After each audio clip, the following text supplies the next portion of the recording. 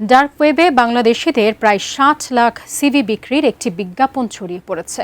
বিজ্ঞাপনটি দিয়েছে ম্যাডারক্স পরিচয়ধারী একটি হ্যাকার গোষ্ঠী। তাদের দাবি, এসব সিভি বাংলাদেশের চাকরির প্ল্যাটফর্ম বিডি জবসের ডেটাবেজ থেকে সংগ্রহ করা হয়েছে। আর এই দাবিকে ঘিরে নতুন করে উদ্বেগ তৈরি হয়েছে ব্যক্তিগত তথ্যের নিরাপত্তা নিয়ে। বিস্তারিত জানাচ্ছেন মেহেদী হাসান। চাকরির জন্য তৈরি করা সিভি সাধারণত নিয়োগদাতার কাছে পৌঁছানোর কথা, কিন্তু সেই তথ্য যদি কোনোভাবে ডার্ক ওয়েবে চলে যায়, তখন একই তথ্য ব্যবহার করে তৈরি করা সম্ভব ভুয়া চাকরির প্রস্তাব, ফিশিং বার্তা কিংবা পরিচয় জালিয়াতির মতো নানা প্রতারণা।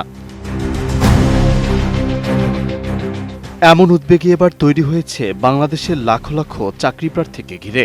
ম্যাডারক্স পরিচয়ধারী একটি হ্যাকার গোষ্ঠী ডার্ক ওয়েবের একটি ফোরামে দাবি করেছে তাদের কাছে প্রায় ৬০ লাখ বাংলাদেশির সিভি রয়েছে।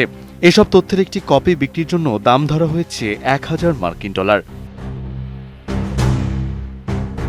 ৩২ ইঞ্চি জেভিকো টিভি এখন মাত্র ১৫,০০০ টাকায়, সাথে পাচ্ছেন ৩ বছরের প্যানেল ওয়ারেন্টি। হ্যাকারদের দাবি, এসব সিভিতে রয়েছে চাকরি প্রার্থীদের নাম, ফোন নাম্বার, ইমেইল ঠিকানা, শিক্ষাগত যোগ্যতা, কর্মজীবনের অভিজ্ঞতা ও প্রশিক্ষণের বিস্তারিত তথ্য।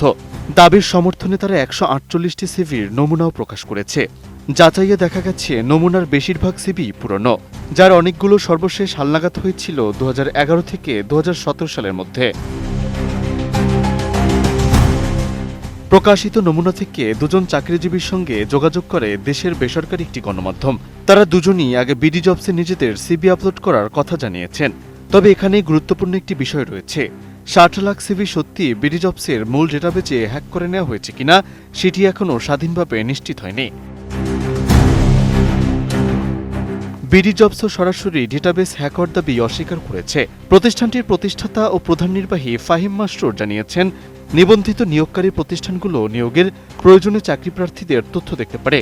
কোনো প্রতিষ্ঠান এসব তথ্য অননুমোদিত তৃতীয় পক্ষের কাছে দিলে প্রমাণ পাওয়া সাপেক্ষে আইনগত ব্যবস্থা নেওয়া হবে। তবে তথ্যগুলো সত্যি অপরাধীদের হাতে গিয়ে থাকলে ঝুঁকি গুরুতর হতে পারে, কারণ একটি সিভিতে থাকা নাম, ফোন, ইমেল ঠিকানা ও চাকরির ইতিহাস একসঙ্গে ব্যবহার করে তৈরি করা সম্ভব বিশ্বাসযোগ্য ভুয়া চাকরির অফার কিংবা লক্ষ্যভিত্তিক ফিশিং বার্তা।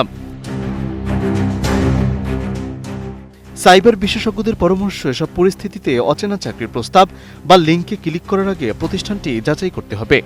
একই সঙ্গে ইমেইল ও গুরুত্বপূর্ণ অনলাইন অ্যাকাউন্টে 2 ফ্যাক্টর অথেন্টিকেশন চালু রাখা এবং কোনো অবস্থাতেই ওটিপি, পাসওয়ার্ড কিংবা ব্যাংকিং তথ্য শেয়ার না করার পরামর্শ দেওয়া হচ্ছে। মেহেদী হাসান, এটিএন নিউজ।